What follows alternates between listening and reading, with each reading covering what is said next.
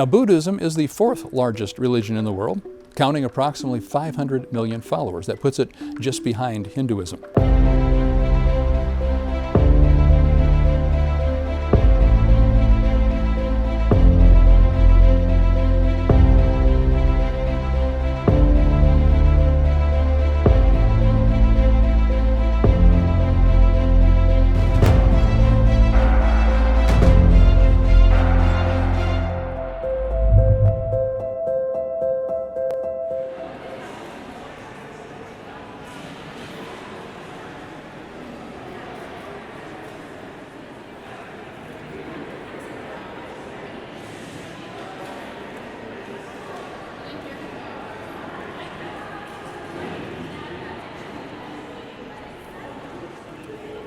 At the end of the last session, which explained Hinduism, I raised the question of its relationship to Buddhism, because quite often in people's minds they will connect the two.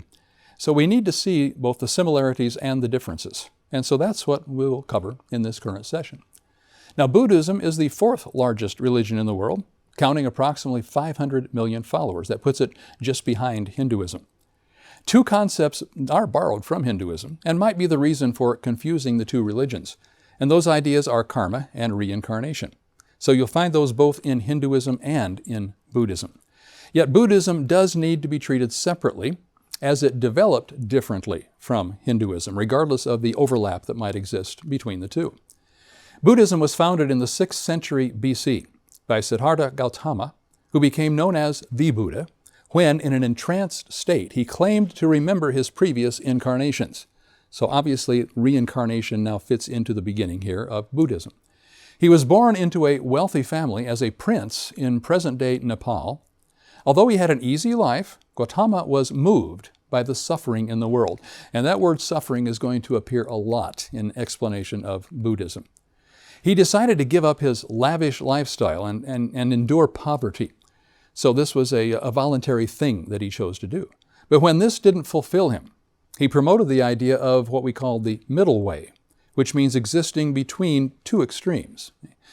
Thus, he sought a life without the social indulgences of hedonism, but also without deprivation, thereby avoiding the ascetic lifestyle. So trying to get rid of the extremes in life. After 6 years of searching, Buddhists believe Gautama found enlightenment while meditating under a Bodhi tree. He spent the rest of his life teaching others about how to achieve this spiritual state. Historically now, Buddhism has been most prominent in East and Southeast Asia, but its influence, like Hinduism, is growing in the West. There are three main types of Buddhism. One type is prevalent in countries like Thailand, Sri Lanka, Cambodia, and Burma and Laos. Another dominates in places like China, Japan, Taiwan, Korea, Singapore, and Vietnam. So you will find different types of Buddhism depending upon location. The third type is Tibetan, prevalent in, obviously, Tibet, Nepal, Mongolia, Bhutan, northern India, and even parts of Russia. The Dalai Lama, who I'm sure most people are familiar with, is the leading monk in Tibetan Buddhism. Followers of the religion believe the Dalai Lama is a reincarnation of a past Lama that has agreed to be born again to help humanity. In Buddhism, there is no supreme God or deity. Buddha himself is considered an extraordinary being, but nobody confers deity upon Buddha. He's not a god in the religion. Instead, they focus on achieving enlightenment, described as a state of inner peace and wisdom. When followers reach this spiritual level, they're said to have experienced nirvana. That requires some explanation. Nirvana is a state of infinite bliss, according to Buddhism. The word means to, in essence, blow out, as in extinguishing a flame. The result is non-existence, which means no more suffering. So we get rid of the suffering, but you do so by ceasing to exist. The path to enlightenment is attained through morality, meditation, and wisdom. And Buddhists often meditate because they believe it helps to awaken truth. Buddha taught that wisdom, kindness, patience, generosity, compassion, that these are all extremely important virtues. And Buddhists live by 5 moral principles that prohibit certain actions. What can you not do as a Buddhist? First, you're not supposed to ever kill any living thing. Second, you never take what is not given to you. In other words, no stealing. Third, sexual misconduct is outlawed or forbidden in Buddhism. Lying also, and taking drugs or drinking alcohol. All these external things are supposed to create what you are supposed to be. There are 4 noble truths in Buddhism. And first is the truth of suffering, the fact that it really is here, it does exist, everybody experiences this.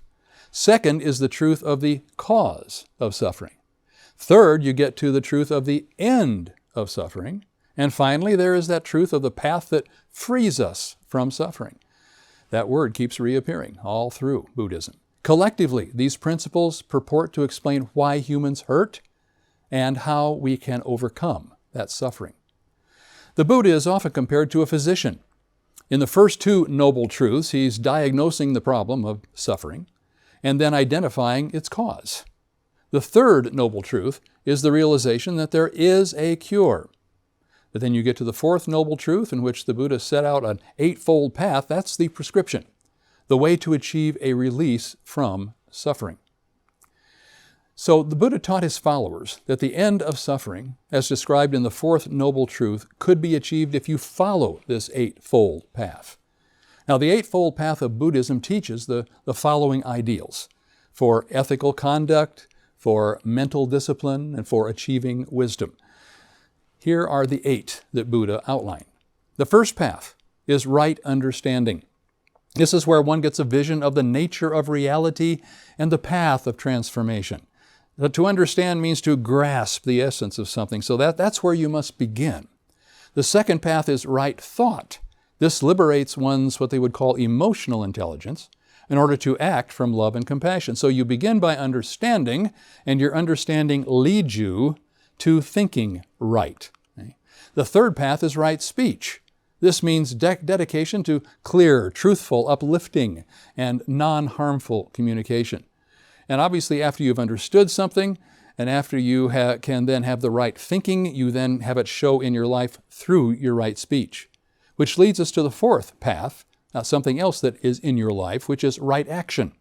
This provides the ethical foundation for life. It's based on the principle of non-exploitation of oneself and others. After the 4th path of right action, we get to the 5th path of right livelihood. This is just an extension of the right action, because this is where the ethical foundation is put into practice in society through whatever occupation you may be involved with. So you are going to be able to take your right thinking, your right action, and put it into what you do for a living, and that should make a difference in society. The 6th path is called right effort, and that's a conscious directing of one's life energy to transformative, creative, and healing actions that promote wholeness. So once you're in your livelihood, then you exert yourself to make sure what you do is transformative, that it helps you and others. Wholeness is the key. The 7th path is right mindfulness. And on this path, one develops an awareness of things, oneself, feelings, thought, people, reality. It's kind of a step beyond the right understanding and the right thought. And then the 8th path is right concentration, which incorporates the meditation and a very single-mindedness. Now, in that concentration of that last path there's a first level where the mind is fixed on a single object. In the second level of concentration, one's whole being achieves enlightenment or Buddhahood. Buddhism believes then that there are 31 planes of existence, and one's karma determines which plane one is on. There is no interest really in how man came about. There is no real story like a Genesis in the Bible. Man has no soul, whereas throughout the biblical account, the soul is very prominent. There is no heaven or hell in Buddhism.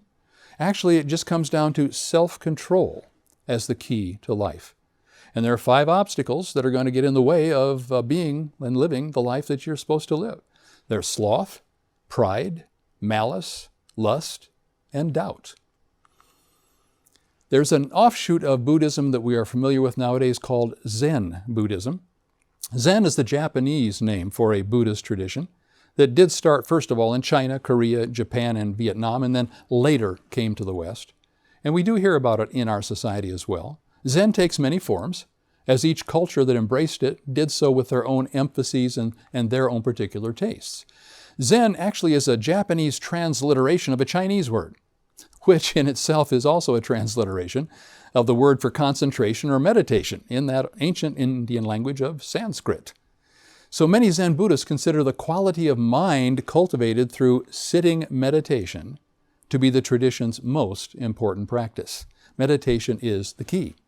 Common features of Zen include an emphasis on simplicity and the teachings of what they call non-duality and non-conceptual understanding. Now, that may sound a little vague, going to require some definition there. What do those two teachings, non-duality, non-conceptual understanding, what do they actually mean?